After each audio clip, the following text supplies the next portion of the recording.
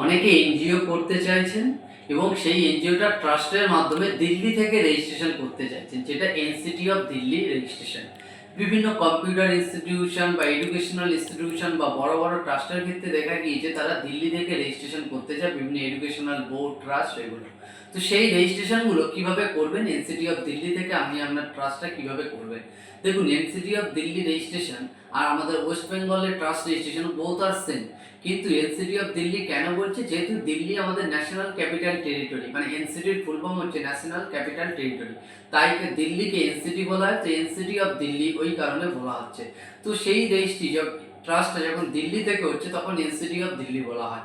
ওখান থেকে ট্রাস্ট রেজিস্ট্রিটা করলেই আপনি এনসিটি অফ দিল্লি হিসাবে আপনি আপনার ট্রাস্টটাকে বলতে পারছেন। তো সেই ট্রাস্ট রেজিস্ট্রি করতে গেলে ডকুমেন্টস কী লাগছে?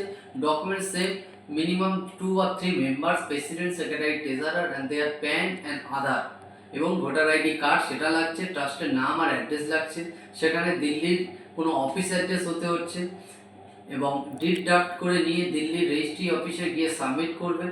সেই সাবমিট অফিসে ওখান থেকে কিন্তু আপনার রেজিস্ট্রি হয়ে যাবে এবং সেদিন আপনাদেরকে প্রেজেন্ট থাকতে হচ্ছে। রেজিস্ট্রেশন আর পুরো সেম আমাদের ওয়েস্ট বেঙ্গলে যেরকম ট্রাস্ট, দিল্লির সেরকম প্রসেস, শুধু ওখানে এক্সট্রা কিছু ডকুমেন্টস লাগে, যেটা হচ্ছে যদি রেন্টেড হয় রেন্ট এগ্রিমেন্ট, ইলেকট্রিসিটি বিল এবং রেজিস্ট্রির সময় ওখানে কিন্তু আপনাদেরকে প্রেজেন্ট হতে হচ্ছে, যেমন আমাদের এখানেও হতে হয়। তো ওখানেও রেজিস্ট্রি অফিসে প্রেজেন্ট হতে হচ্ছে এবং ওখানে রেজিস্ট্রি করলেই আপনি এনসিটি অফ দিল্লির রেজিস্ট্রেশনটা আপনি ইউজ করতে পারছেন বা লিখতে পারছেন। সেক্ষেত্রে আপনার এই এক্সট্রা আপনার ব্র্যান্ড ভ্যালুটা পাচ্ছে, যেটা দিল্লি থেকে রেজিস্ট্রেশন, কিন্তু সেক্ষেত্রে দিল্লির অফিস অ্যাড্রেস কিন্তু আপনাকে হতেই হবে। তো এইভাবে কিন্তু আপনি আপনার এনসিটি অফ দিল্লি রেজিস্ট্রেশন করতে পারবেন। আপনার ট্রাস্ট হোক, এনজিও হোক, ইনস্টিটিউশন হোক, যাই হোক না কেন, আপনি এনসিটি অফ দিল্লি থেকে রেজিস্ট্রেশন করতে পারবেন। তো এই বিষয়ে যদি কোনো হেল্প লাগে আপনি আমাদের সাথে যোগাযোগ করতে পারেন বা কমেন্টে কমেন্ট করতে পারেন। আমি চেষ্টা করবো আপনাদের কমেন্টে রিপ্লাই দেওয়া। সবাই ভালো থাকবেন, সুস্থ থাকবেন আর অলওয়েজ সতর্ক থাকবেন।